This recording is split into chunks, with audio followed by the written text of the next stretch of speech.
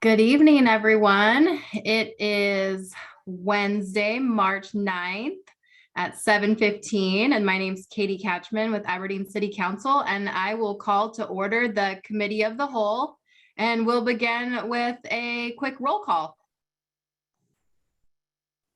Thank you. Obi? Here.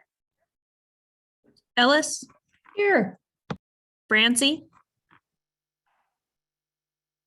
He'll be a few minutes late. He just came into council chambers and turned around and went back home. Catchman? Here. Lawrence? Here. Mackey? Here. Morrison? Here. Pericini? Here. Ross? Here. Shaw? Here. Taylor? Here. Shave? Here. Okay. And it looks like Councilmember Francie has just joined us too. Thank you. All right, well, let's get started we do have a guest speaker tonight. Our health navigator, Lena Moore, is here, and Chief Shoemate was going to give a quick introduction. So I'll hand it over to the chief. Thank you, Council President Katie Catchman. Steve Shoemate, Aberdeen Police. I just want to briefly say how fortunate we feel, and when I mean we, that's Chief Myers and Chief Stratton with the Hopeland Police Department and Cosmopolis Police Department, that we were able to find, if you will, Elena, we call her Lena Moore, to fill the role as a police behavioral health navigator. We are excited, and she's going to be sharing here shortly some of the individual accomplishments that she's been able to make for some of our citizens that she serves. But I would say more importantly, she has really been able to dive in and identify, if you will, some of the systemic failures in our system. And that's a good thing, because when you can identify failures, then you can start evaluating ways to improve upon those failures. And so she has had meetings with a number of stakeholders. And so again, we're just very excited to have her on board with us. So with that, I'm going to turn it over to Lena Moore. Thank you. Okay, it's nice to see everybody, and thanks for having me tonight. I appreciate the chance to speak with everyone on my experiences thus far serving our community. The Behavior Navigator role came about as a response to the community and the legislative effort directing law enforcement to shift away from behavioral health and substance use disorder related issues thought to be better addressed by mental health professionals and or social workers. This position is a City of Hoquiam Police Department hire, and I'm contracted to also serve the Aberdeen and Cosmopolis Police Departments. It's grant funded through the Washington Association of Sheriffs and Police Chiefs, also known as WASP, and Mental Health Field Response Team Program. In short, my lived experiences from childhood trauma PTSD to 3 years living on the streets of Seattle as a young teenager myself, and I'm the mother of 2 disabled sons. Both have epilepsy. One has Down syndrome in addition to that, and the other has a host of behavioral health issues ranging from oppositional defiance disorder and other things. That has given him experience with law enforcement that's not been the best. And I also have a mother who's schizoaffective. And I took this second career pathway from being a hairdresser of 40 years to working on my master's, completing it during COVID. And so I have my master's in psychology. It's basically as if this role within the community was written for me.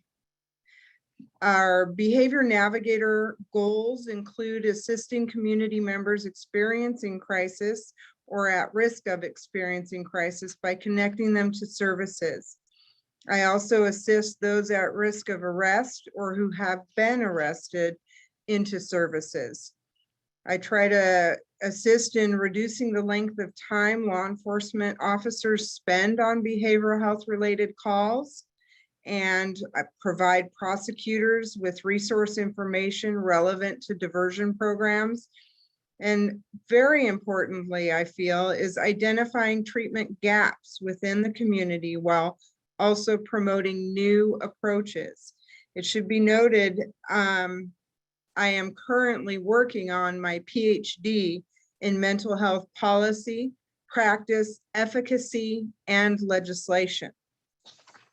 Since starting this role in late October 20th, I've had encounters with over 60 different individuals, from jail consultation for services to crisis calls with both law enforcement and the fire department personnel. Family members reach out to law enforcement concerning their homeless adult children having judicial encounters, and they reach out. I also reach out at the cold weather shelter and other gathering places for a lot of our homeless individuals within the community. I gotta say, I've done that as a citizen for years and years and years. That's been a part of my community interaction with my Down syndrome son and my other children, to give back to the community, just help in any way you can. So I already had a bit of a relationship developed when my face had been seen before. So I wasn't a stranger to some of the folks out there. One area of note since beginning this role concerns the complexities between autonomy and care, along with overall public safety. Community members residing on the streets experiencing mental health and substance use disorder related concerns are living within a cycle of harmful and dangerous behavior, resulting in arrest, court appearance, DCR or Western State ordered assessments determining their disposition or competency, which if found gravely disabled or incompetent, the individual moves into the next phase of care. This next stage is where the system is experiencing the greatest challenge, causing systemic breakdown with the integrated mental health substance use disorder community care model. From the jail or a community crisis encounter, if an individual is found gravely disabled or incompetent, they must undergo a medical clearance at the closest emergency department. Unfortunately, Grays Harbor area hospitals, both in Aberdeen and Elma, are frequently on a divert status. Sometimes they even go as far as putting a behavioral health divert status, which means our area fire department and law enforcement personnel are tasked with driving these individuals out of the county, often to St. Pete's and Lacey or Providence and Centralia, to receive that medical clearance.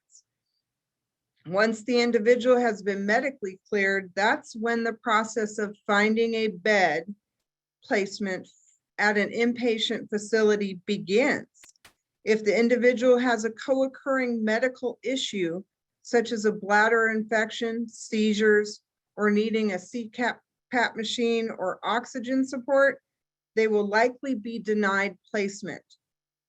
For members in crisis within the community wishing to receive inpatient treatment, unless they have excellent private insurance, COVID policies have nearly taken the option for voluntary inpatient treatment out of the equation. Regrettably, most individuals encountering law enforcement, because of their volatile, unlawful, and erratic behaviors, due in part from mental health and substance use related issues, know the system failures and they use them to evade consequences for their actions. For example, just last week, I was asked to speak to an individual in the Aberdeen jail. And upon asking this person to sign a release form so I could discuss their case with area providers, they informed me and the corrections officer that they really didn't want care. They had heard if they asked to get help, they would get out of jail faster by being transported to the local emergency department where they would simply be allowed to walk away. They have romantically named this failure in the system eloping, which I refuse to call it that. This systemic failure consumes and squanders area resources from multiple agencies, not only law enforcement or fire department personnel. For example, after holding a provider roundtable discussion at the end of January, discussing organizational structure and challenges, it was revealed the area DCRs were understaffed with only having 8 employees in the field for assessments, and they covered at least 5 counties. The results from this roundtable discussion have led to more targeted discussions concerning where the best mental health, substance use disorder funding would be best spent to serve the community needs regarding the various challenges surrounding navigating those community members in crisis who also experience co-occurring disorders and or medical conditions and those with frequent law enforcement encounters. It should be noted that some of the community's most critical individuals often experience greater challenges receiving care because they are well-known, frequent users and abusers of the system of care. Most are not allowed in inpatient, outpatient facilities because of their violent and aggressive behaviors, which endanger the provider personnel. Additionally, while housing before and after inpatient treatment is already a great challenge, many of these individuals have been 86'd from crisis housing, such as CAP-funded temporary short-term hotel rooms. I know an area detox center has been discussed, but truly what this area needs is both a crisis triage center where medical clearance with secure holding can take place while the bed placement process transpires. Moreover, a place to return with supportive living through both peer and professional support would provide structure and continuity of care, because the reality is a week, a month, or even a few months of stabilization does not support an individual combating mental health and or substance use disorder related issues. Lastly, I leave you with this anecdotal encounter involving someone I had to take to St. Pete's back in December. This individual is schizoid affective and was calling 911 dispatch nearly 30 times a night with complaints guaranteed to either have a law enforcement or fire department response each time. I followed an officer up to Lacey and stayed for 4.5 hours in the emergency department waiting for her to be seen. While this individual is on oxygen support, they had gone without using any all day due to their delusions involving the hospital's motivations and what was in the oxygen tank they provided in the emergency department. For that reason alone, they were given a bed and held for over a month to stabilize with medications. After returning to the community, it was less than 2 weeks before this individual had deteriorated back into gravely disabled condition once again. And this was with being given a new caregiver who worked 5 days a week, 8 hours a day. Unfortunately, their condition continued to deteriorate to the point where a real fire took place because of this person's actions. Fortunately, I had previously removed 8 oxygen tanks from the apartment a couple weeks prior because no other organization was authorized or did not seem to know if they could or how they would.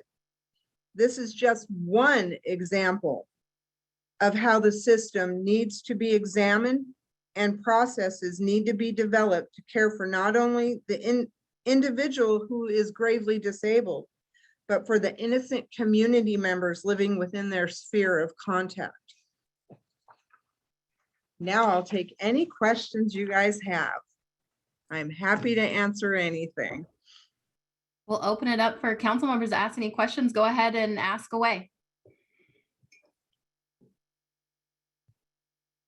You can jump in. Councilperson Ellis, I think I saw your hand first, so go ahead and start, and then Councilmember Shaw. Lena, thank you so much for that overview. I've been very curious as to what kinds of things you've been doing since you started and how you've been able to be helpful in our community. And it sounds like we need to clone you fourfold. We did just qualify, I do believe, for another grant, and that will bring forth a second navigator who will have more of a jail substance use disorder wheelhouse. I tend to be magnetically attracting our schizoaffective community members, which unfortunately will continue to grow as the meth crisis continues. I don't know if y'all are aware, but the way meth is cooked now, P2P is literally creating a schizophrenic pandemic, if you will. People are not coming back from using methamphetamines. And unlike the Sudafed days of cooking it, the chemicals used now are detrimental to people's health and well-being. And we will have an even greater schizophrenic crisis on our hands long-term if we don't address it now in some way, shape, or form. What would you recommend? I recommend 3-tiered level housing. I think that the first tier should involve crisis and triage. Then when someone goes to treatment for however long that may take to stabilize them, they need to have a place they can come back to, like a level 2 dorm style, roommate style managed care facility where they have peer support, they have mental health professional support, people to help and monitor them and keep medication stabilization and ongoing counseling support, re-education program, where then they can move on from that to a 3rd tier where they can go more towards independent living, whether it be a tiny house community or we take one of these old buildings and repurpose it and have a top stage, moving on up like the Jeffersons back in the day, where when you get to that independent level, you still have community support, you still have peer support, you have mental health support, but you also have that coupled with independent living. You have responsibility for your own home, your apartment, whether it be a tiny home or apartment, you have a kitchen and a bathroom. And then we make people stakeholders in their recovery, not trying to do things or enable things, but make them have an opportunity to be a part of the process, maintenance, facility upkeep, create peer out of them as they graduate towards recovery. You're not getting it. A detox center could be more detrimental to the community long-term, because when you take someone off the streets, you detox them, bring them down off all the chemicals they're putting in their body, no matter their drug of choice. When they don't have a place to go back to, they will go back to the streets and what they know. What they know is the same level of addiction they went into detox with. So you're going to have more people dying from overdose in the long term with detox facilities. You need to have full-fledged wraparound care. If that's the model that they want us to be going with, is community integrated wraparound care, you have to provide it at every level. You can't just pull someone off the streets, say, okay, we got to stop using drugs now, you've got some bad behavior, and then put them into treatment for a week to 2 weeks to a month, and then say, here you go, release them back into the wild with zero support.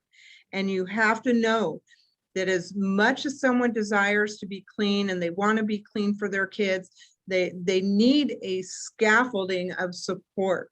They need counseling. They need guidance on learning how to live again, how to be human again. Because when you're on the streets, you're working on a caveman brain. You are base survival instincts, and you forget the niceties of civilization.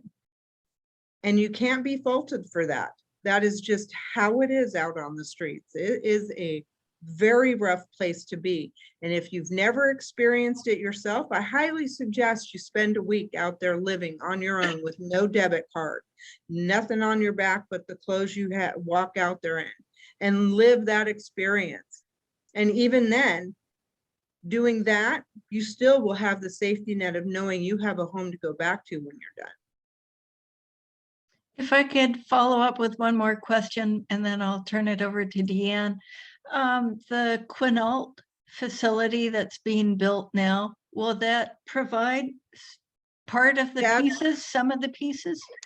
That's going to be another mental health provider in the area, but they are not a crisis clinic from what I understand. They are going to be outpatient services only, like CMAR, BHR, Community Catholic. I mean, we have a ton of area providers, but people who are in severe mental health crisis and substance use tend to need more than an outpatient setting, because they will blow off all responsibilities unless they have someone there guiding them. And I have taken people to appointments. I have taken people to their attorney appointments.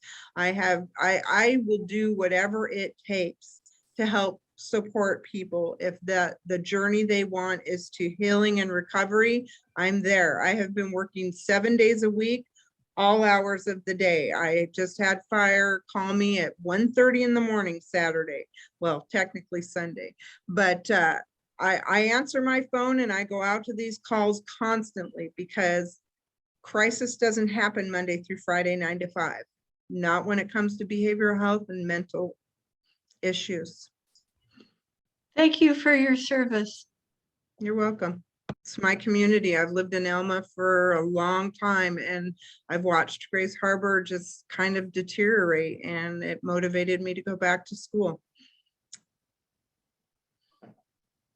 Thank you. I actually have a two-part question, and it's on two different trains of thought. My first question is, this isn't the first time the council has been told about, the hospital's divert policy and how that is impacting our ability to give care. So is there anything you need or could ask this council to do?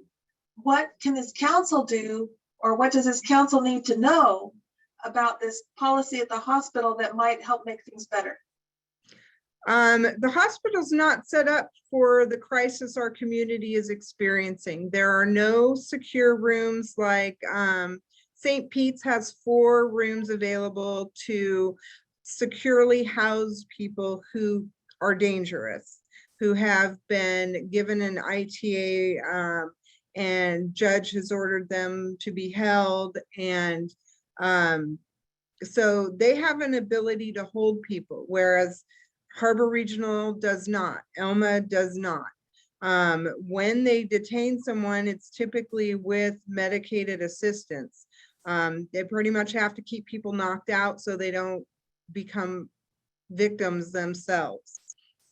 So the solution there is going to be found with your administration at the hospital. That is up to them to structure their organization to meet the community's needs. I swear I need a law degree after this, but if they are receiving taxpayer dollars to provide a service to our community, that is up to our electeds to look into it and discover where they have pull, where they can motivate individual companies to do what they're being taxpayer supplemented for. Thank you. And actually it occurred to me that probably in the interest of full disclosure, I should make sure the council knows that I am now related to someone who is just appointed to the hospital board. So that's why my interest in what the hospital board or what this council can do to help with this. My spouse is just appointed to a vacancy on the hospital board. So Yeah, they're not equipped for it. I mean, it's overwhelming. We get some very dangerous individuals who are ordered for placement, but the biggest part of the process of placing someone into inpatient care is a medical clearance. That's where they do a blood draw, they check their heart, their pulse, they make sure they don't have COVID, any co-occurring disorders that are medically related, and they're not equipped to handle severe we're talking people. about the capacity to accept the patient. Yeah, I mean, it's dangerous for our emergency room personnel. It's dangerous for the people waiting in the lobby. And so they are brought up there, unfortunately, and then they just walk right out the door to recommit behaviors in the community. One of the people I've been trying to help was in this revolving door situation, and the last council meeting you all had, there was an incident at the church next to the cold weather shelter, and someone there was attacked with a box cutter. And this person was somebody that I had just taken up there to the hospital for a medical clearance and placement, and he walked away.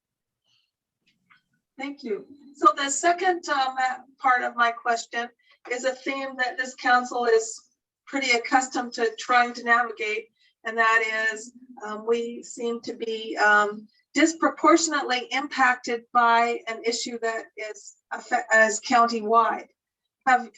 Because we have the hospital in our community, or we have the fire department with the first-rate paramedic, that we have the ability to do more than anybody else, and so now we're just called upon more than anyone else. So have you been able to identify any grants, funding, or other opportunities that we could partner or somehow identify funding that we could get through either the I don't know, county public health? I don't know what that entity would be, but is there any funding streams out there that you've identified that we could support you in going to try and get?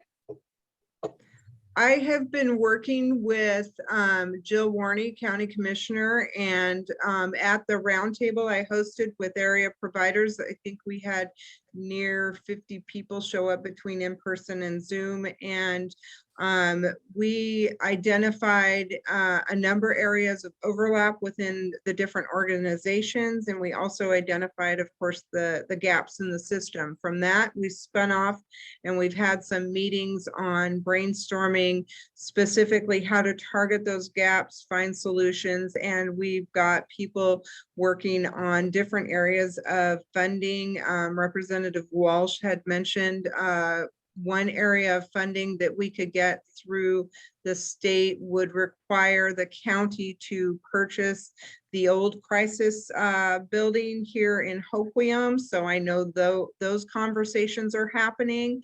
I do really feel a triage community crisis center is a very great first step to addressing this and relieving the hospital of a lot of this burden they have been left with.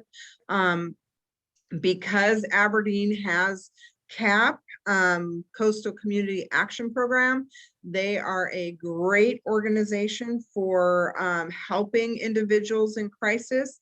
And because of that, Aberdeen's a magnet. We are getting people in from Seattle, from all over the place. I spoke with the forensic psychiatrist at Western State, and he has identified Grays Harbor County as being very unique in this revolving door kind of aspect between behavioral health related actions, arrest, leave the hospital to only go right back out on the street to recommit again. He is down here constantly doing competency evaluations and restoration evaluations. And it takes them out just to serve a community member, not engaged in the judicial system, it takes them a year and a half to get out and see a community member from Western State. Within the jail system, they have 14 days to do that assessment and 14 days to turn it in. This individual who set the apartment on fire a couple weeks ago, I had members from every organization who are a part of her wraparound team begging me to have her arrested. And jail is not where we want our mentally ill folks. This is the whole point. I was given this role, is to get law enforcement to back off. Yet every organization involved in wraparound care wanted me to arrest her so that we could get that evaluation and get restoration done for her so she could be put in a place to become stable once again. She's wandering the streets of Aberdeen, you know, in a hotel. And she's lucky. She's one of the few that actually gets a hotel room. We have so many people who aren't allowed in the hotels anymore because of their behavior. And so it's a never-ending process of failure.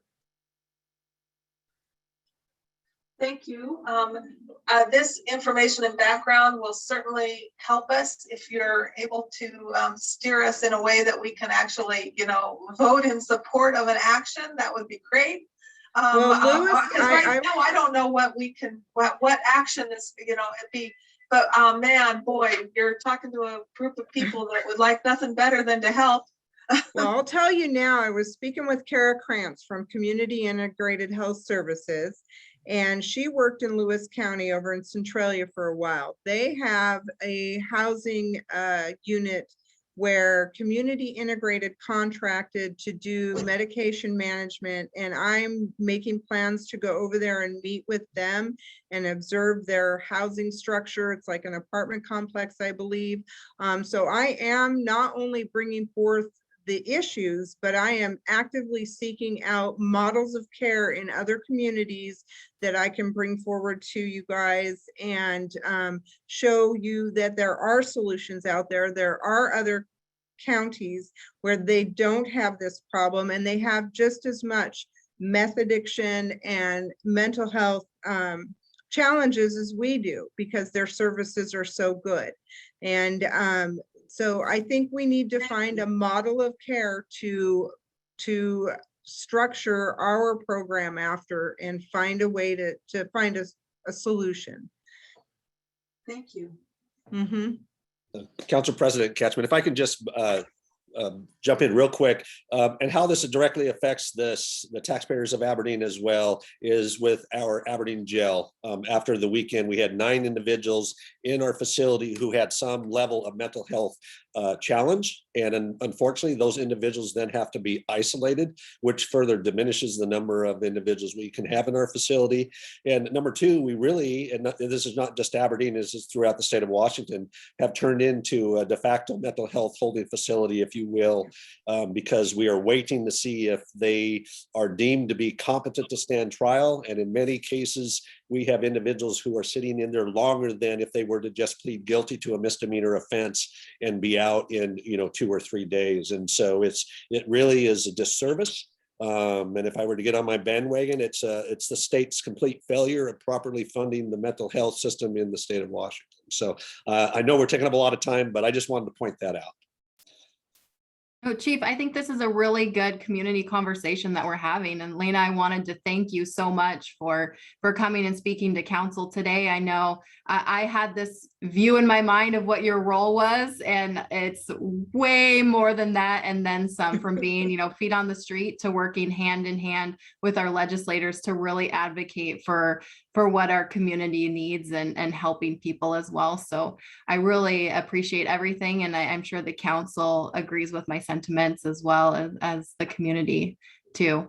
If there are no further questions, then you're welcome to stick around, but I understand that it is late in your day and you probably have to work tomorrow. So Oh, yeah. we'll say good evening to you as well. Thank you. I appreciate the opportunity to speak with you all, and feel free to reach out at any time. I'm more than willing to go deeper dive, and You know, as a retired hairdresser, we love to talk, so I'm here for the Perfect. community. This is a second career and a career born of passion and love for the community I live in. Thanks, Lana. And it's just so much Mhm. needed, like we said before. Yeah, it is. Great. Thank you so much. Have a good Thank night, you guys. Yes. I also wanted to introduce really quick, he's not a guest speaker, but you will see him on camera tonight, David Gakin. Mr. Gakin is our sole interested individual from Ward 2 to fill the Ward 2, what is it? I wrote it down, position 3 role that is open right now.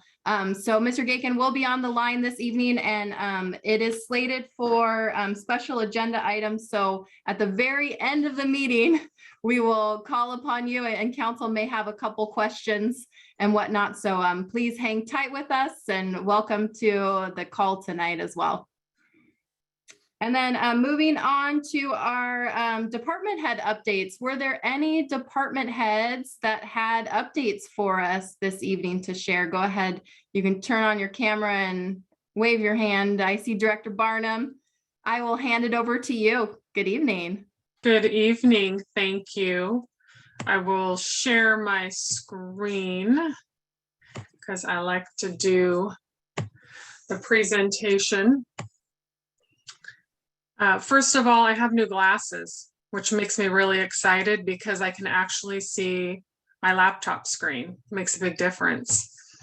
So on the agenda tonight, I have 3 items. The request for you to allow the mayor to sign the contract with AWC. Again, Doug Farmer wrote a grant for our Park and Play program. We had budgeted $18,000, and this year we received $22,900. So that was good news to receive a little bit more money than we had planned for. And then I have from the museum board, I have 2 items. We have a number of items for approval for accession into the collection. And I also wanted to mention, if any of the council members are ever interested in seeing photos and descriptions of each of the items, just feel free to email me. I know you guys get really large council packets as it is, and some of these lists could be 20 pages long, so I didn't want to send that out to you. But if you ever want it, just email me and I'll share that with you.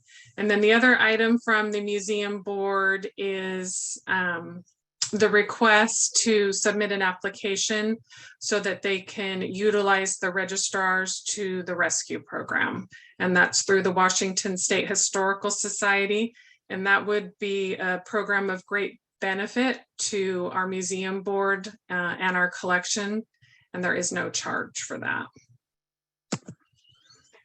And then I wanted to talk about the capital facility projects that the council has approved some of the funding for some of these projects, but these are all projects that have been talked about, and we have a number of new council members. I wanted to bring this up because my next couple slides will be about a grant match request that is coming to you from the museum board. So you've got the North Shore Levee project. Aberdeen's estimated half is about 40 million. We've got the East Aberdeen Rail Separation Project. It's about 4.5 million is the city's portion of the $52 million project right now. Of course, we've talked a lot about the need for the 2 new fire stations. Those are estimated at about 45 million. We've talked about the need for a new Aberdeen police station. We haven't had real estimates done for that, but just quickly, I had Rock Project Management put together a cost estimate of 14 to 19 million, but that does not include a jail or the court. So if you were to add those facilities in, you could be looking at closer to 28 million. I'm working on the RV park project. Been working on that for about 5 years now. I anticipate somewhere between 4 and 6 million for that project. Then of course, we've got the Gateway Center project that's almost 15 million.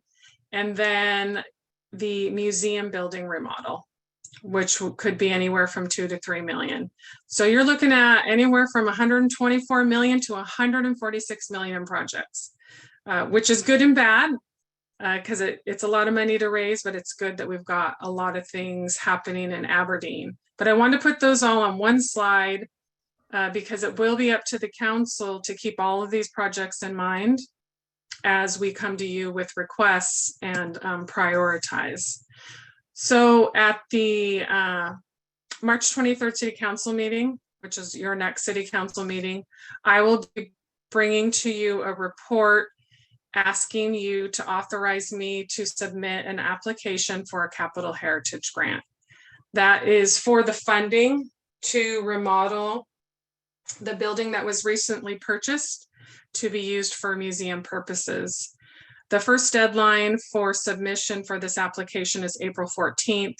By the 14th, we need to have secured 75% of our required 66% match. The match can include the recent building purchase, so that's good news.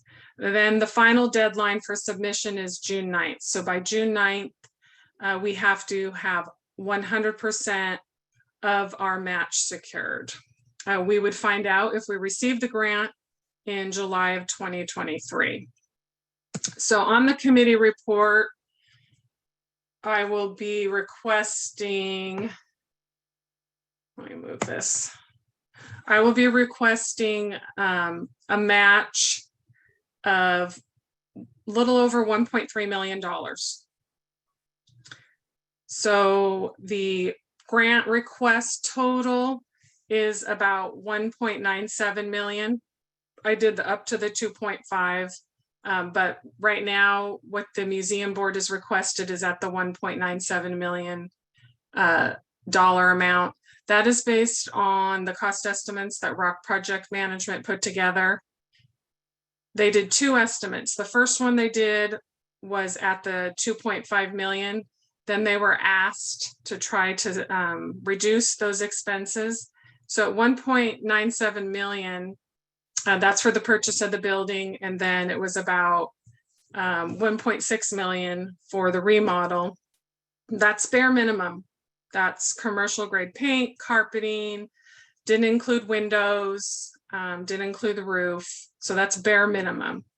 Capital Heritage Grant provides us with $643,500 in cash, which means that we would need to have total cash that the city would need to come up with by June 9th is, well, actually 976,000 by June 9th, because we get to count the building purchase towards our match. So I will be bringing a committee report to you, the council, asking you to commit about $1 million to the project. So that's something I want you to be thinking about between now and the next city council meeting. Yes, Councilman Ellis. Director Barnum, is the Capital Heritage Grant a state grant or a federal grant? State. And are there other state granting sources that can be used to match that grant? No, you cannot use other state grants for this. So what about federal or private foundation grants? Are you looking at some of those to help offset the city's match requirement? As of right now, I haven't looked at anything. Oh, The please museum- do. Well, the museum board has indicated that they know of funding sources that are available. So I'll be looking to them for guidance on funding sources. So by approving the match, that means the council, the city will be on the line for that money unless we can raise the funds through other grant sources or donors. So it's a big dollar amount. I wanted to give you a heads up a few weeks early so that if you had any questions between now and then, you could ask. Did you have another question? Yeah, and then if we miss this window, 23 to 25, the next window doesn't come around again until like 25, 26 for the next cycle? Yeah, so if you apply in 22 for 23, you would apply in 24 for 25. Yes, Thank you. you're welcome.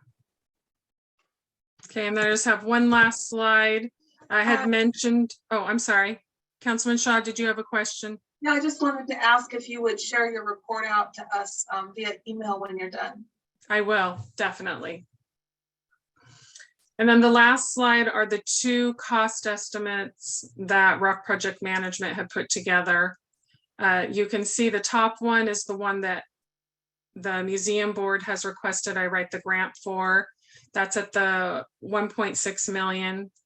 And that is for just bare minimum, commercial grade paint, nothing real exciting. So my concerns are their first estimate came in at 2.4 million. And I'm somebody that built a house, and I certainly had a lot of things I wanted when I started doing construction, I think with any project that we do. And I'm not gonna lie, I'm a little concerned that once the museum board and the council and the mayor and the stakeholders are involved in how they want the museum to be remodeled and what they want it to look like, that we all, the group, are going to want more than bare minimum standards. And so we could be looking at closer to the $2.5 million.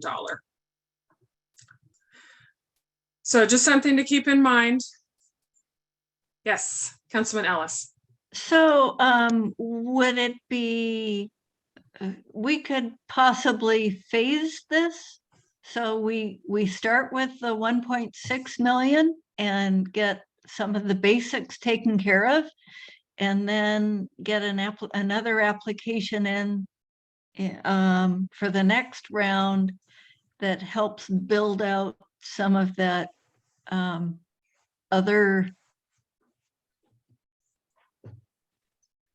I think that there certainly are some things that can be done in phases. There are a lot of things that can't. You know, once you put the flooring in, once you get all the electrical in, you know, once you do all the sheetrocking, once you make decisions on where you want walls or don't want walls, those types of things would all have to be known, and a lot of it done within the first phase. It will really have a good picture once we hire a consultant and an architect to sit down with everybody to find out what it is that they want in their museum, and then see if they can make that happen within the funds that are available through this grant. But otherwise, yes, if the cost estimates come up much higher, then we'll need to be looking for additional funding sources. Because I think the message I've heard is we want to do this right. You know, when we get in there and we start doing the work, we want to do it right the first time. That doesn't necessarily mean we're going to pave the floors in gold, but we don't want to cut too many corners and not be thinking long-term about what we want for the museum. And that's it. Thank you. Thank you, Director Barnum. It'll be helpful to have those slides and look at those numbers in a little bit more detail to digest them after the council meeting. So appreciate you sending that out to everyone. I'll also send a copy of the guidelines for the grant, so the council kind of has an idea of what we can and can't do for this grant application. Thank you. Thank you. Any other department heads that have updates to provide tonight outside of the council meeting?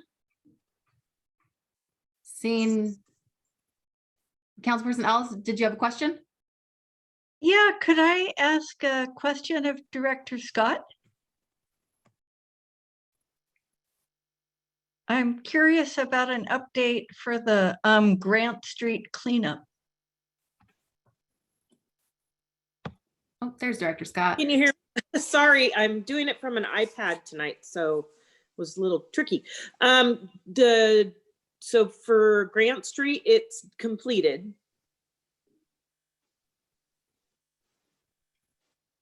Did that answer your question? That was a silent cheer there. Okay. Yeah, it's Yes, done. and thank you. You're very welcome. Thanks for that. All right, I'm not seeing any other department heads looking to provide updates tonight, so I think we got through all of them. How about Mayor Shave? Good evening, Mayor. Thank you. Good evening. As you can see, I'm meeting from my desk and the council chambers tonight. We're testing out this new system that we have here. So I'm looking across at the big screen and seeing you all up there. So hopefully next council meeting, we will all be able to meet in here. As many as possible and make things a lot nicer. The other thing I want to mention is the Regional Fire Authority Board is short one member. So I would like somebody on the council who's interested in that maybe to join in on with us. The board members that we have are Councilmember Shaw and Councilmember Ross. If they're still willing to serve on that board, I would be appreciative. And so I'll need somebody else. And so during the appointments, I'll bring that up again. So it gives you everybody time to think about that. And that's all that I have. Thank you, Mayor Shave. Your audio sounds very good too. So it's good to know that that all works well. Were there any questions for Mayor Shave tonight? Seeing none, I'll hand it over to any council members that have any non-standing committee reports. Or any council members with anything to report tonight? Councilmember Ross? Thank you. I attended a couple of meetings in the last couple of weeks. First of all, our ad hoc committee on fireworks got together and we'll be bringing forth an ordinance, hopefully to the next meeting, giving the mayor permission to ban fireworks during extreme weather conditions. And had some good discussion and talked about some other things we might try in terms of public education and safety issues and things like that. So we're going to have one more meeting and then we'll bring that forward. And I also attended the museum board meeting on March 1st. And I want to thank Stacy for those that wonderful slideshow she put together, because that really puts everything in perspective. And I encourage you to look at it and reach out if you have any questions. We did discuss the application to the Washington State Historical Society for the Registers to the Rescue. And this is an opportunity for some experts to come down and help with some of the projects that we have going in, just in terms, I believe the plan is to use them in getting the artifacts organized and cataloged and setting up that program. And so that would be a fantastic opportunity. And that is at no cost to us. And then we also talked about the Heritage Grant, and the board is very much encouraging the Heritage Grant application, but also the plan always was to go out for additional grant funding to help defray the cost to the city, so that we just are excited about getting the project moving forward. At this point, that looks like our best option. And but we have to have the money set aside, but that doesn't mean that we can't find other funding to supplement that, so that the city itself doesn't bear the whole load of that. So I wanted you to think about that and be aware of that as well. So, and that's it for me. Thank you. Thank you, Councilmember Ross. Any other updates from council members? Seeing none, I will adjourn the committee of the whole and hand the meeting over to the mayor. Thank you. This is Mayor Shave, and it's Wednesday, March 9th, 2022 at 8:10 PM. And I call the Aberdeen City Council members to order. Public comments and public hearing comments are included during the Zoom video meetings. The public was notified that if they wish to speak during the meeting, an email will be sent to cityclerk@aberdeenlaw.gov and indicate if they would like to speak or have the clerk read the comment. If they desire to comment live, they will be called on during the meeting and allowed to speak for 3 minutes. All written comments are shared with council members and will be read into the record up to the current 3-minute time limit. Deputy City Clerk, will you take roll call, please? Obi, Here. Ellis, Present. Francie, Here. Catchman, Here. Lawrence, Here. Mackey, Here. Morrison, Here. Pericini, Here. Ross, Here, Shaw, Here. Taylor, Here. Shave. Here, Thank you. thank you. Mayor Shave, Council President Catchman, I would make a motion to approve the minutes from the previous meeting. Ellis, second. thank you. Motion was made and seconded to approve the minutes of the previous meeting. Is there any discussion? Being none, all in favor say aye. Aye. aye, Any nays? Hearing none, the motion carries. Under addition or deletions, as I mentioned, I would like to add to appointments, the appointment of a council member on the RFA board. So now we'll move on to public comments.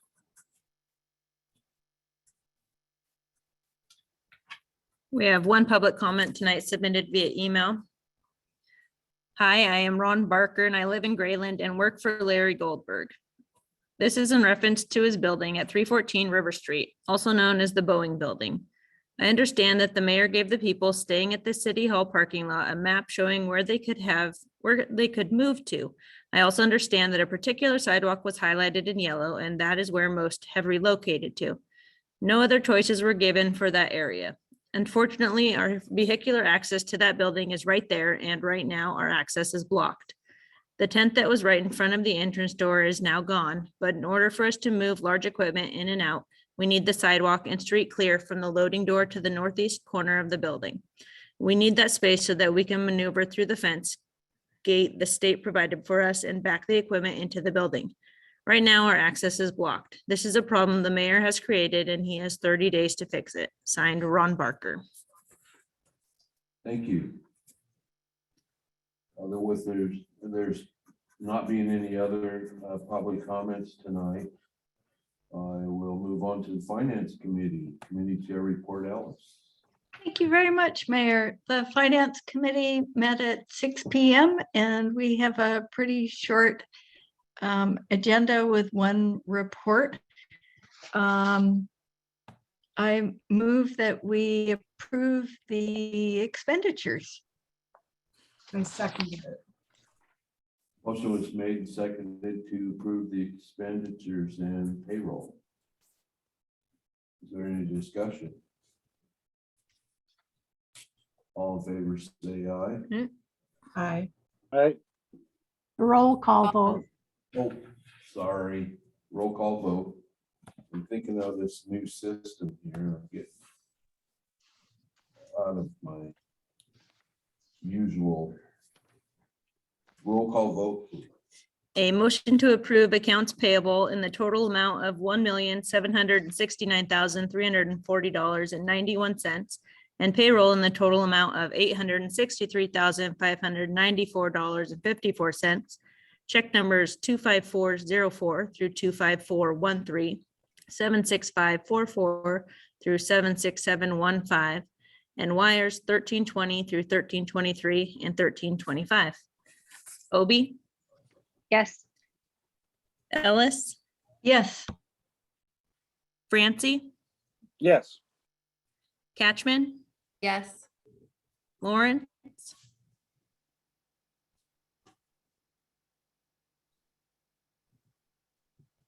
Mr. Yes. Lauren, thank you. Mackey, Yes. Morrison, Yes. Pericini, Yes. Ross, Yes. Shaw, Yes. Taylor. Yes. Motion approved, Mr. Mayor. Thank you. Finance Committee, do you have more? Oh, yes.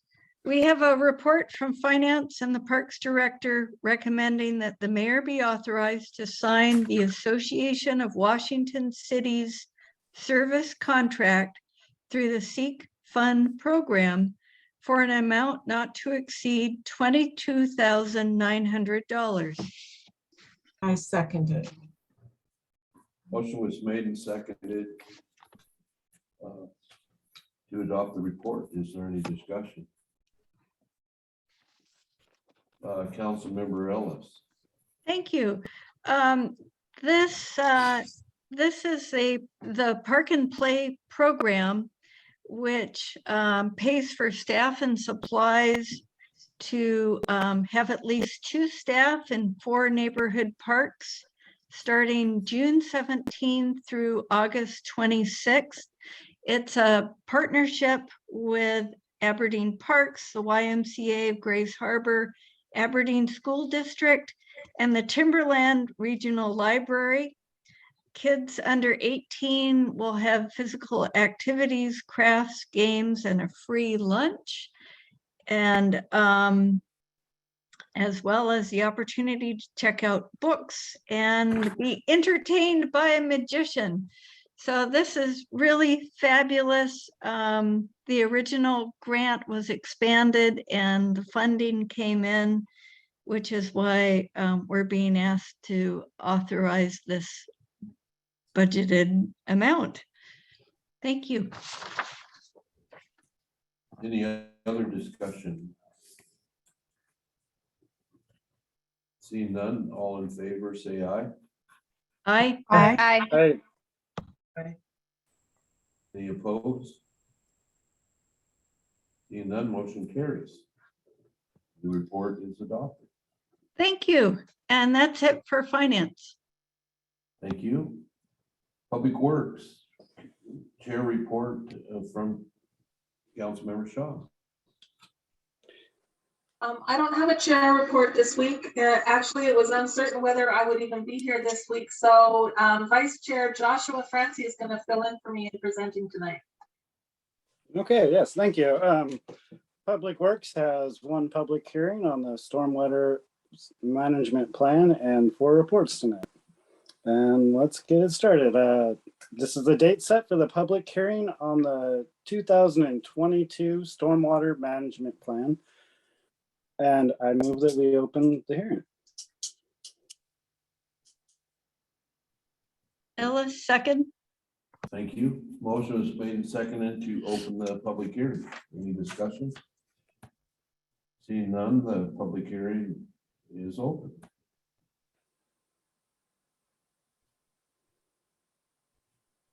We received no written public comment. However, I see that an attendee has their hand up. Gail Anderson.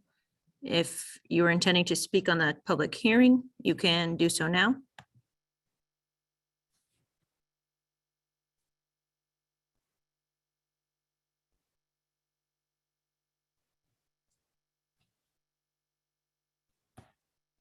We're going to assume it was a different There's a matter. hand up.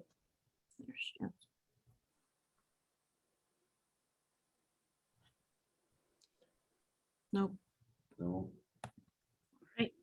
Okay, Okay, I move we close the public hearing. Second, Shaw. motion is made and seconded to close the public hearing. Any discussion? Hearing none, all in favor, say aye. Aye. Aye. Aye. Any opposed? Motion carries. Public hearing is closed.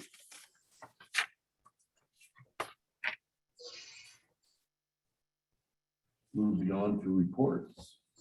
All right, we have 4 reports tonight. The first one is a report from Public Works and the Public Works Director recommending that a date for a public hearing be set for April 13th, 2022 to consider vacating the unimproved right-of-way between Block 1, Harbor Heights and parcel number 31709033100, Section 3, Township 17N, Range 9W.WM.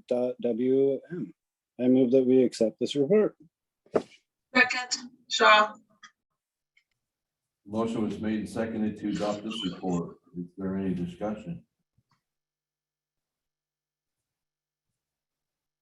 Seeing none, all in favor, say aye.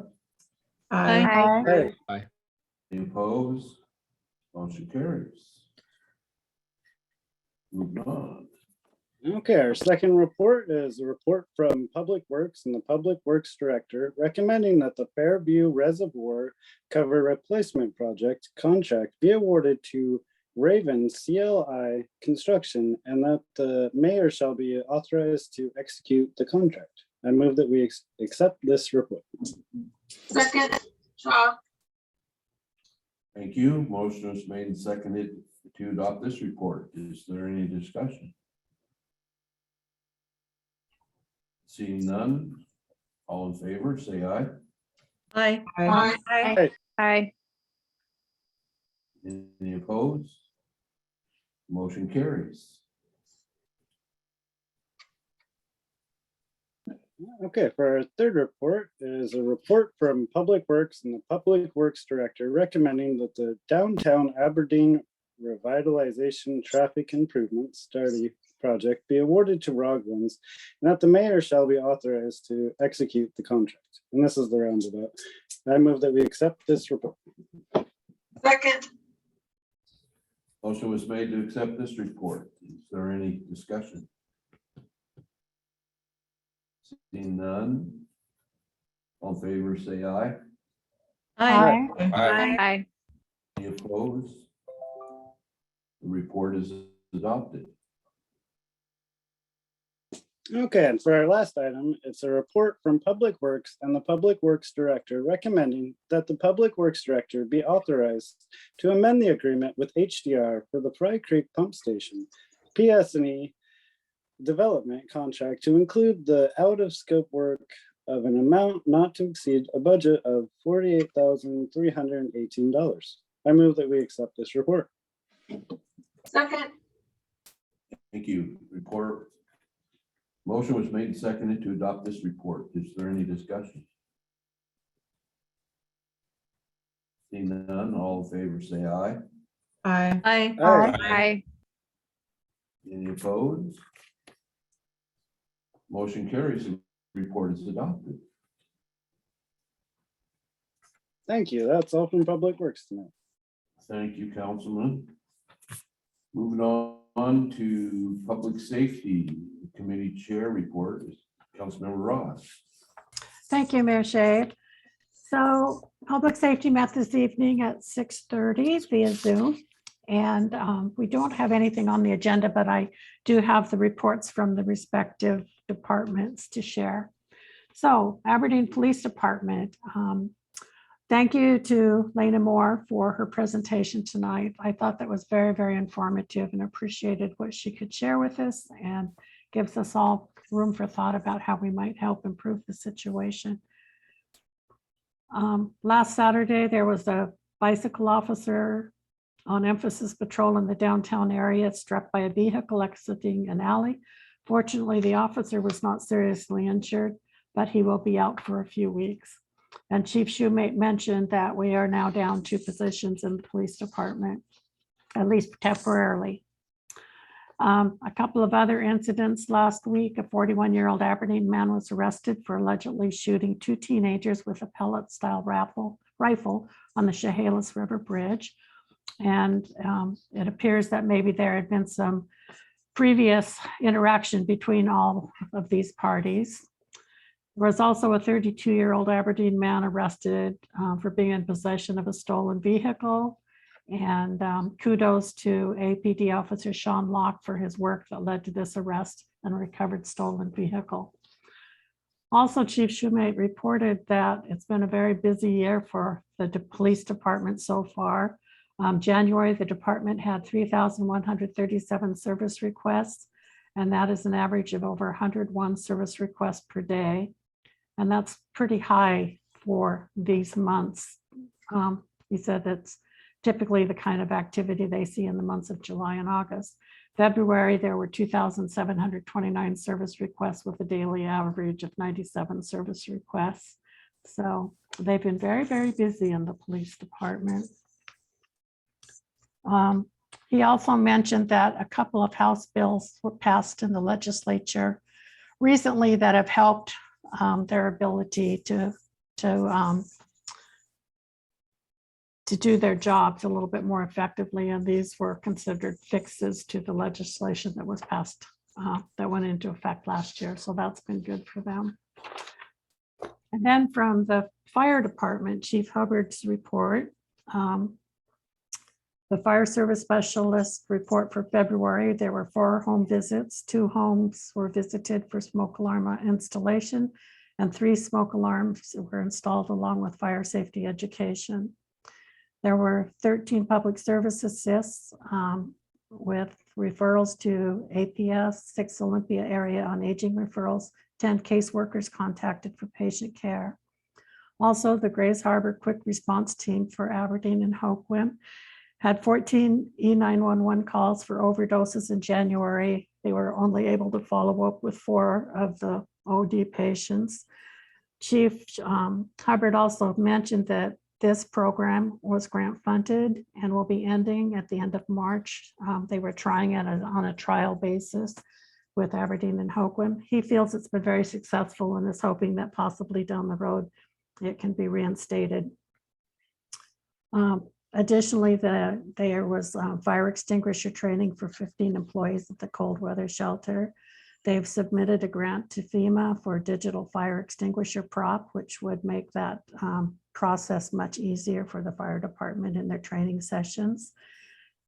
Also, reminder to all of us, a portable fire extinguisher can save lives and property by putting out a small fire or containing a fire, but there are limitations. The priority is to get out safely. For the city of Cosmopolis, the call statistics for February. I'm sorry, I buried that piece of paper, but I believe there were 41 calls.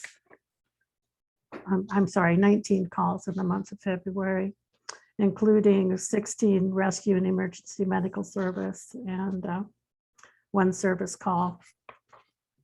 And then the TCA architects will present an overview of the fire department facilities project via Zoom on Wednesday, April 20th at 6:30 p.m. And also notification from the Grays Harbor EMS. They've lost their funding. I know we've talked about this in the past. And unfortunately, it's looking like they're projecting a closure of their office here on May 1st, 2022, unless they can find another source of funding, but they've tried several options and nothing's been available. So that's going to be difficult for our local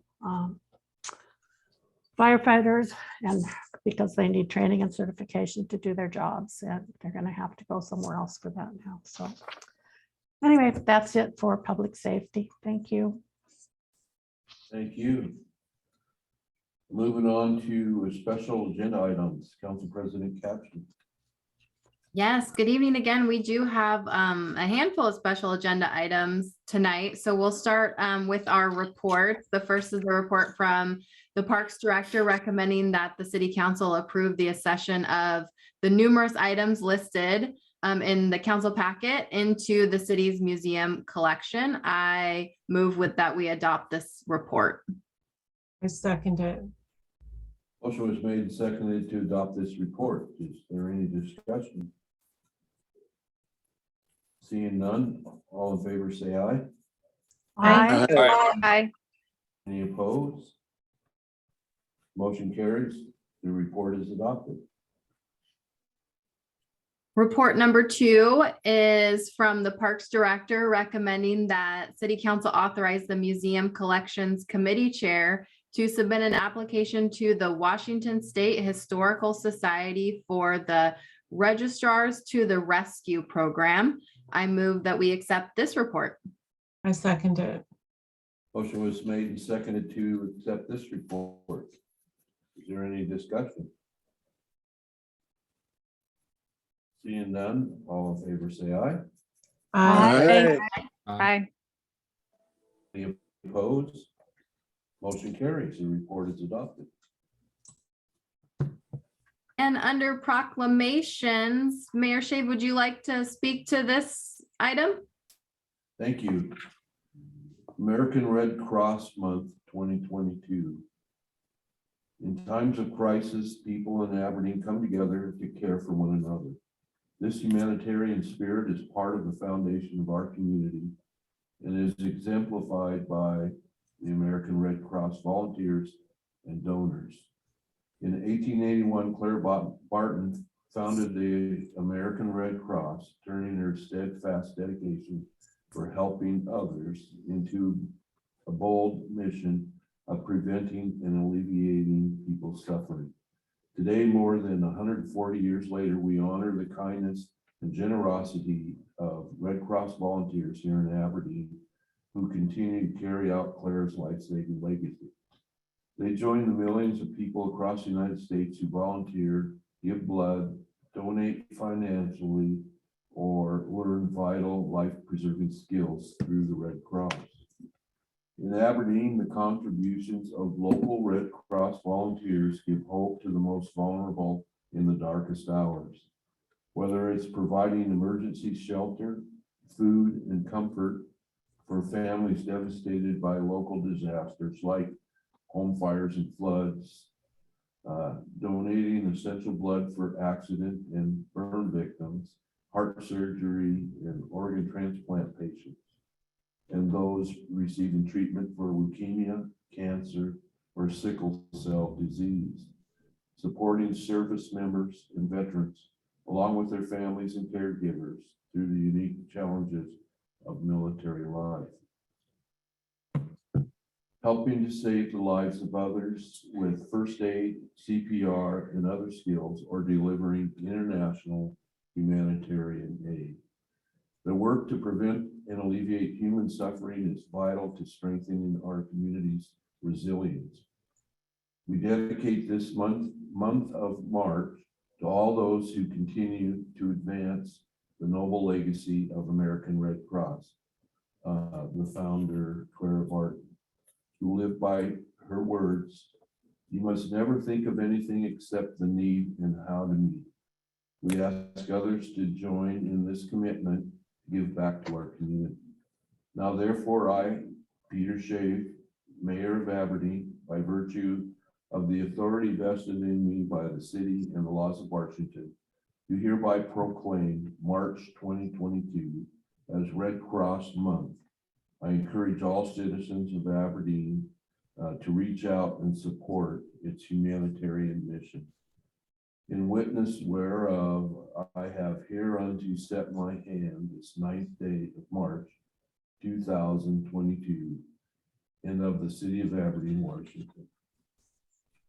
I'll sign this declaration. Thank you.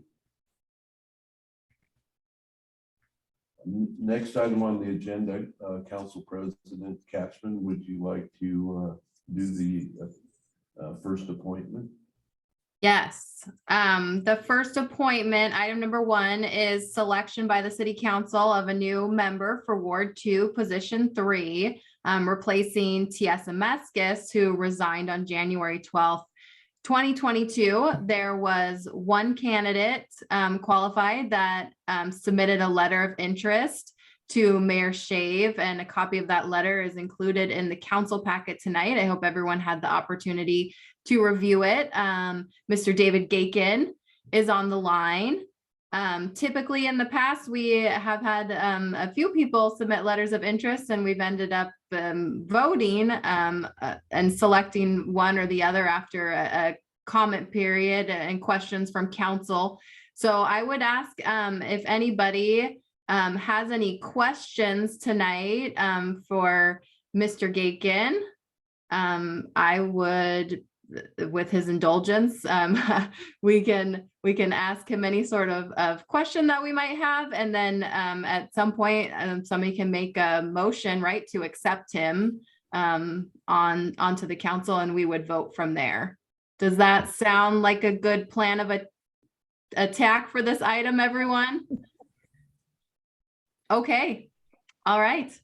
Well, I will, it looks like Councilmember Ellis has a question. So Councilmember Ellis, go ahead and ask your question. And David, you're also, if you can unmute yourself too, you can say hello and just introduce yourself briefly if we want to just start there maybe. Well, hi, my name is David Gakin, and I did run for the election as mentioned in the letter, and lost by 50%, or lost by 10 votes. So I had 50% of the vote. So it's only fair, it seems, now that halfway through the term, I get to take over. It seems just cosmically karma induced. So it seems nice to have this opportunity, and it was great to be here, and I'm excited to get started. Great, thank you. Councilmember Ellis, you had a question. I'll hand the floor to you. Yeah, David, welcome. And I'm curious, what are your top 3 priorities? What would they be as a council member that would particularly benefit Ward 2? My main reason for running was I participate in a neighborhood block watch program over here, and I've seen firsthand the mental. It was kind of ironic that that you had the guest speaker was the mental health lady for the police department, because that's exactly what she spoke on, is what I'm all about, and what I look to change is just improving the community as a whole, just finding ways to, when we shoo these people away, find a place that benefits them and us, and keeps them out of our neighborhoods, unless they're ready to be a part of it and not just a nuisance in it. And that would be my number 1 priority. My second priority is there was a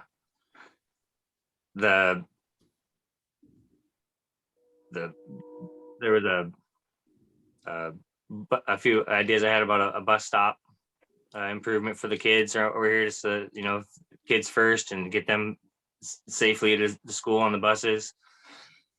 And then thirdly, just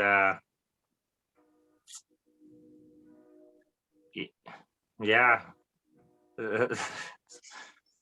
pretty much where I'm at. It's just In your letter, Mr. Gakin, you mentioned the public restroom. What do you think that looks like? Yes, that as well. That is another thing. I'd like to see restrooms at all of our parks with some type of functionality where it's not. We need to find a system that works, and that's one of my huge things that I want to see some humanity brought back downtown.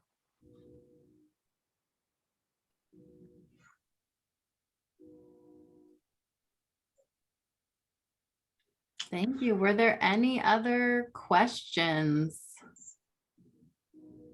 for David? I don't see anyone with any more burning questions. All right, well, I'm going to make a motion to accept David Gakin as the replacement for Ward 2, position 3. I second. Thank you. Motion was made and seconded to accept David Gakin's application to Ward 2, position 3. Is there any discussion? Seeing none, all in favor of the motion, say aye. Aye. Thank you. Opposed? Motion carries. David, you are the Ward 2, Position 3 council member. Welcome. Thank you. Welcome, David. David. Welcome. Our, I believe it's our deputy city clerk will be reaching out to you because there's a couple things that need to happen in terms of getting you sworn in and everything else that comes with the position as well. So expect a reach out here in the future. And then once you're sworn in, then you can vote and be at the meetings as a council member. Excellent. Thank you. Yeah, thank you. We look forward to seeing you in person here in just a couple weeks, if not before. Yeah, just in time. Yes, Congratulations. Thank you. welcome. Okay, Come on, next item haywire. And that is the RFA Board, Regional Fire Authority. Councilmember Shaw and Councilmember Ross are on that board, and Councilmember Andrews was on that board. So we need to find somebody that's interested that could replace Councilmember Andrews. Is there Mayor Shea? anybody on the council? Mayor Yes. Shea, our thinking when we originally set that up was we had a member from each of our standing committees. So if we could do that again, that might be helpful. But I was just sharing how we ended up with who got on there. So we had, so right now we have public safety and public works. And so we really need a money person. So is there somebody from the finance committee that is interested? What night does it meet? We typically met on Thursdays, but if we're gonna be meeting again, that could be negotiable, I would think. Okay. I know before it had rather large time commitment. Do you feel that that's going to be the same again? Just so council members understand what's going to go into the committee? I think probably the answer to that, and Deborah, correct me if I'm wrong, is we don't know yet. We need to regroup and see what next steps look like. That's exactly right. We're kind of figuring out where to go from here. But I do think that it would be less because the body of work and the information gathering and what, all of the information you need to to probably make some future decisions has been collected and is there for the reading. So a lot of that has been done. I think it's more policy level. What do the decision makers want to bring forward next, kind of thing.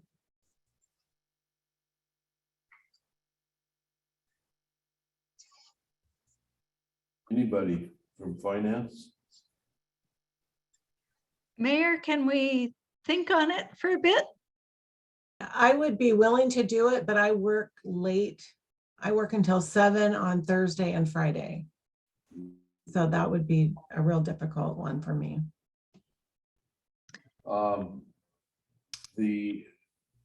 We'd like to get the committee up to operating level as soon as possible. Fire Chief Hubbard, did you have any comments on the timing? Yeah, I do. And thank you very much, Tom Hubbard, Fire Chief. Councilperson Shaw is right on point. This is more, there's no scheduled meeting. The first meeting would be to present ideas, and it doesn't need to be on a Thursday or a Friday. It's to get direction from the councils again on, do they want to proceed? How do they want to proceed? The motivation to keep what we currently have going in place. Reassess, we've received feedback from the voters, evaluate that, evaluate if changes need to be made. So while I don't think it'll be a huge time commitment because we have a plan, but maybe there's tweaks that need to be made and adjustments. And, there's new opportunities have arisen with the city of Cosmopolis that may or may not factor into it. So I don't think it'll be a huge commitment, but it's a very important committee to be a part of. Okay, I'll volunteer then. What was that now? I'm sorry. I said I would volunteer.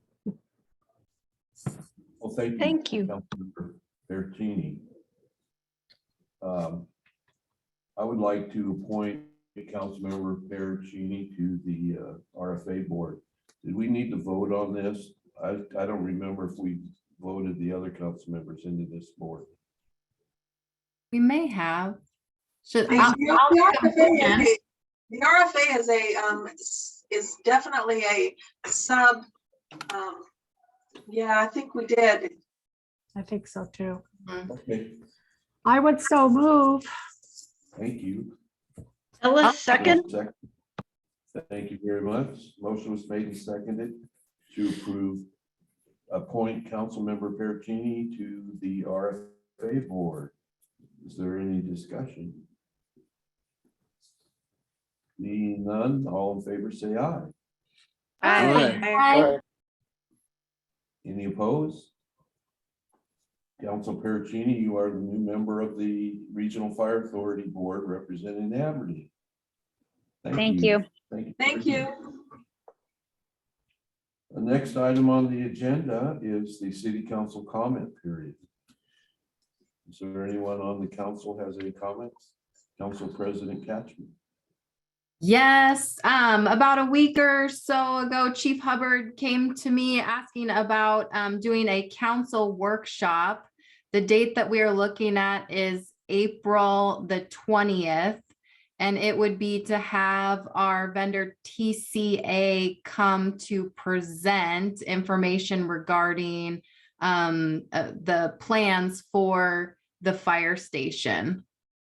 So I would make a motion to schedule that workshop for the 20th of next month. Ellis, second. Motion was made and seconded to schedule a workshop for March 20th, April. April 20th. Yes. Is there any discussion? We did discuss whether it could be hybrid or in person. And the answer to that is it can be hybrid. So people are able to call into it as well as the community. And there will be the opportunity to provide handouts for anyone that's there in person, because some of the screenshots are going to be pretty detailed. So if you do attend in person, you'll be able to have those handouts. And if it's easier to attend via Zoom, you can join that way as well. Any other discussion? Go ahead. Sorry. I just have a quick question. Do we know potentially a time this would be happening? Would it be prior to our council meeting? That is a This good would point. be well, April 20th, that would, There is no meeting that night. there's no meeting that night. Looking at the calendar, you're trying to. This is a there's no workshop. council meeting. I apologize. I transcribed it wrong onto my calendar. My bad.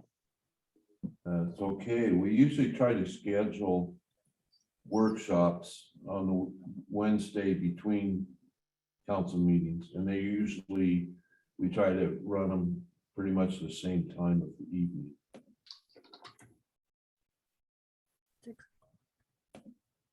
Any other discussion? Mayor? Go ahead.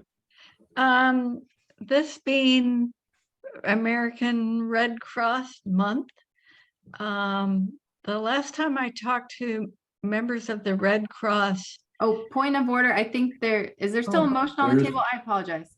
Oh, excuse There is me. a motion still awaiting. I was thinking this was more discussion. Seeing no more discussion on the motion, all in favor say aye. Aye. Aye. Opposed? Motion carries. So we'll have a workshop April 20th at 6:30. Okay, anything else? Council discussion. Go ahead, Councilmember Ellis. I'm sorry, I lost track of where we were. I'd like to encourage people in Aberdeen and Grays Harbor to think about volunteering for the American Red Cross. Over the years, the organization has lost a lot of volunteers from our area. And so when there are emergencies, they have to send people from Tacoma. And it would be really wonderful to have a local contingent here of folks who can help respond when we do have emergencies and fires and things like that.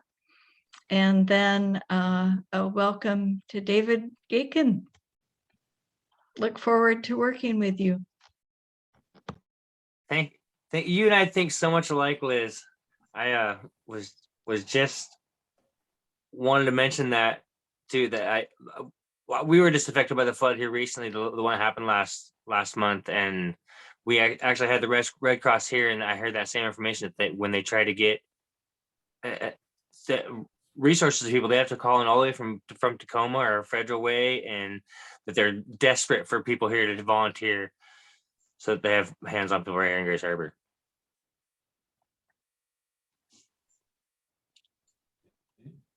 Thank you. Any other city council comment discussion? Councilmember Shaw. So just to follow up, just as an observation, for years, the local contingent of the American Red Cross was so strong that we were sending people to other communities. So it kind of ebbs and flows. It's good to put the call out, but I would hate for it to be a negative that right now that we might be the ones that need people.